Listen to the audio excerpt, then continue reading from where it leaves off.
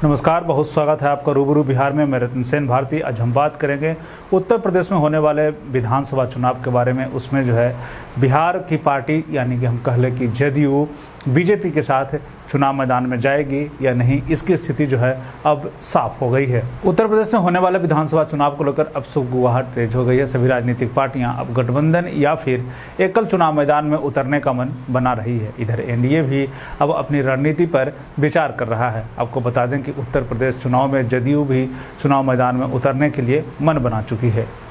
इतना ही नहीं, उन्होंने ऐलान भी कर दिया है कि हम उत्तर प्रदेश विधानसभा चुनाव में चुनाव मैदान में होंगे। अब इसको लेकर बताया जा रहा है कि उत्तर प्रदेश में होने वाले चुनाव को लेकर गृह मंत्री अमित शाह और रक्षा मंत्री राजनाथ सिंह और बीजेपी अध्यक्ष जेपी नड्डा की भी मुलाकात जो है जदयू के वरिष्ठ नेताओं के साथ हुई है। ऐसे में अब यह भी बताया जा रहा है कि उत्तर प्रदेश विधानसभा चुनाव में जदयू को 20 सीटें मिल सकती है। बताया तो यह भी जा रहा है कि प्रधानमंत्री नरेंद्र मोदी को भी इस बाबत पूरी जानकारी दे दी जा चुकी है।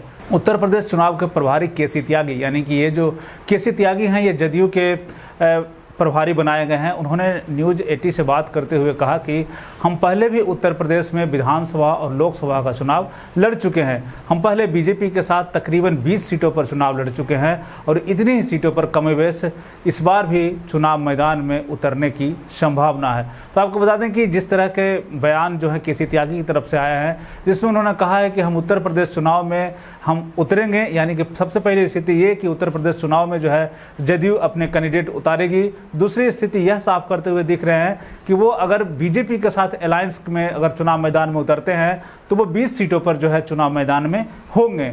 किसी त्यागी ने यह भी बताया कि गठबंधन को लेकर उनकी बीजेपी में गृह मंत्री अमित शाह, रक्षा मंत्री राजनाथ सिंह और बीजेपी अध्यक्ष जेपी नड्डा से बात हो चुकी है। प्रधानमंत्री को भी इसके बारे में जानकारी दी जा चुकी है। हमारी पहली मुलाकात प्राथमिकता भाजपा के साथ गठबंधन में यूपी विधानसभा चुनाव लड़ने की है। त्यागी ने यह भी कहा कि तमाम भाजपा नेताओं के साथ हुई बातचीत सकारात्मक हुई है और उम्मीद है कि जल्द ही कोई गठबंधन को लेकर कोई बड़ा फैसला और वो भी सकारात्मक फैसला जो है लिया जा सकता है। इस दौरान उन्होंने यह भी कहा कि पूर्वी और मध्य उत्तर प्रदेश की राजनीति और सामाजिक परिस्थितियां लगभग एक जैसी है, इसलिए हम इस क्षेत्र में अपनी तैयारी कर चुके हैं।